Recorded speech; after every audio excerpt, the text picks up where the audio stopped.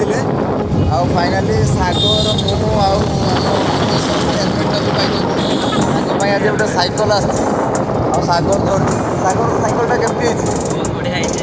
ହଁ ମାନେ value for money. ଟଙ୍କା ମାତ୍ର 4,500 ଟଙ୍କା ନେଇଛି ଆଉ ସେଥିରେ ମୁଁ ବି ଚଲେଇ ପାରିବି, ପିଟା ବି ଚଲେଇ ପାରିବେ। ସାଇକେଲ ବହୁତ ଷ୍ଟ୍ରଙ୍ଗ ଅଛି ତାର। ଆମେ ସ୍ପନ୍ସର କରୁନେ କିନ୍ତୁ ଭଲ ଜିନିଷଟା।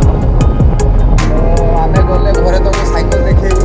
ବାକି ରାସ୍ତାରେ ବହୁତ ଲୋକ ଛେଳି ଗୋରୁ ଚାଲିଛନ୍ତି, ଆମେ ଡ୍ରାଇଭିଂ କରିବା ପାଇଁ ବହୁତ ଅସୁବିଧା ହେଉଛି ଆମକୁ।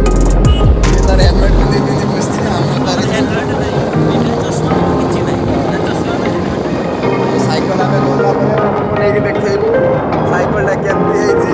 ଆମର ଟିକେ ସବୁ ତାଙ୍କର ଫାଷ୍ଟ ରାଇଡ୍ ଦେବେ, ରାଇଡ୍ ଦେଖିବାକୁ ଆପଣଙ୍କୁ କହିବେ ସାଇକେଲଟା କେମିତି ହେଇଛି। ଗଲେ ଆପଣଙ୍କ ସହିତ ଦେଖା ହବ। Bye bye. ତା ସାଇକେଲ ନେଇକି ପହଞ୍ଚିଛି ଆଉ ଗୋଟେ ରାଉଣ୍ଡ ନେଇ ମାରି ସାରିଲାଣି। ଏଇ ଦେଖ